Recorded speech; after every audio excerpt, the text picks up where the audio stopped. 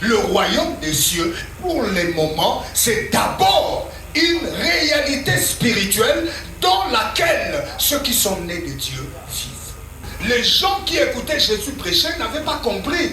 Parce que Jésus est né dans un Israël qui était sous occupation.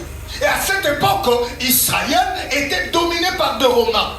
Ceux qui dirigeaient Israël politiquement, administrativement, n'étaient pas des Israélites, c'était des étrangers.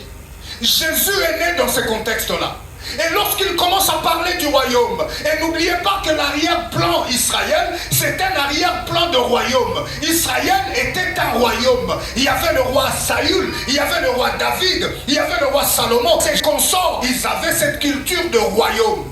Et le Christ naît, et il commence à prêcher, il dit, le royaume de Dieu est là. Qu'est-ce que les gens vont penser? Le juif qui connaissait le royaume et qui connaissait Dieu.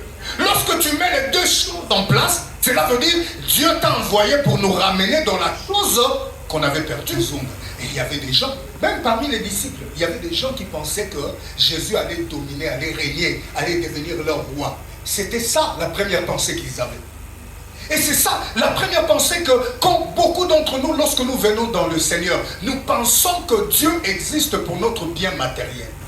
Dieu n'existe pas d'abord pour nous donner des petites choses que même les gens qui ne sont pas chrétiens peuvent avoir.